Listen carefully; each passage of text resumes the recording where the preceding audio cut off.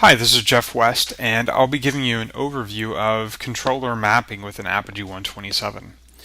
We'll be going through the documentation that's on the wiki, which is a quick start for implement a controller that talks about how the controllers are mapped to HTTP paths and operations.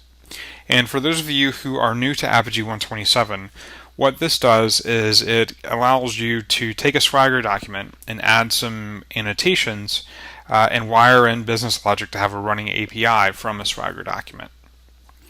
So let's get to it. So what I'll do is I'll create a project, calling this one controllers. We'll take a look at the project, the skeleton project, and then we'll muck around with it a bit. Project edit, so I'll open up the Swagger editor. And here we can see that the project skeleton has a hello path and a specification of the Swagger router controller to be hello world. So let's take a look at the project itself.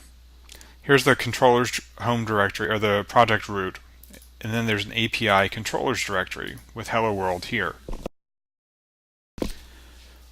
So the way it works is this module, or Apigee 127, uses this module to look for the hello_world node module in the controllers directory by default.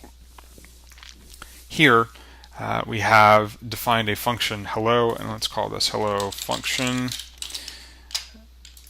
just to differentiate these two. So I have hello operation, hello function.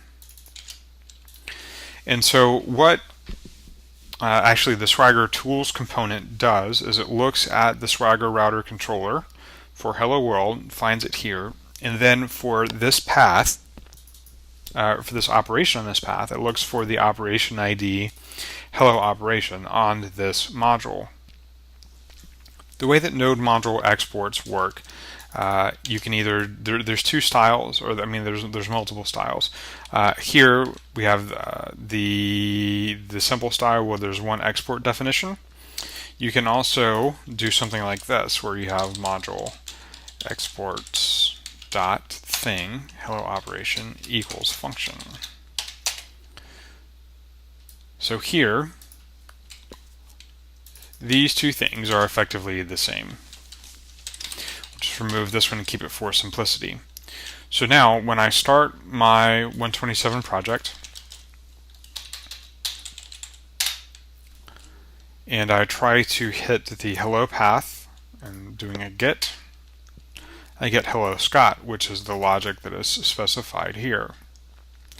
If I were to change this, let's just change this to be hello operation X and see what happens.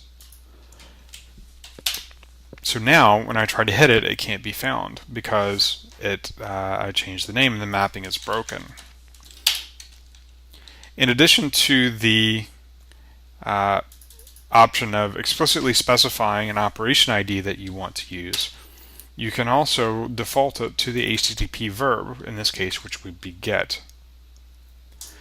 So here, I'll change this to get, close the Swagger editor, and start my project. Now I'll hit the same URL. Now I get hello Scott. So let me open up the editor again and show you Swagger router controller here, hello world, and then you'll see I do not have an operation ID, so it tries to find the get operation ID, which resolves here. So one last thing, what I'll do is take away the Swagger router controller so we can see what that behavior is like. I'll start my project, hit the URL again, and it says cannot get that path because there is no default for a controller. Controller has to be specified explicitly using Swagger router controller. However, you can start your project in mock mode, and this is a simple project. So what we have here is it provides a response that is a mock response based on the model definition in the Swagger document.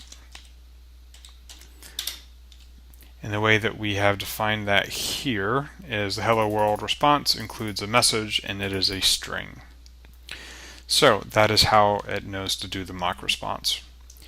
We'll be covering the mock mode in a bit more detail in a follow-on video, but this should get you started with the controller mapping with 127.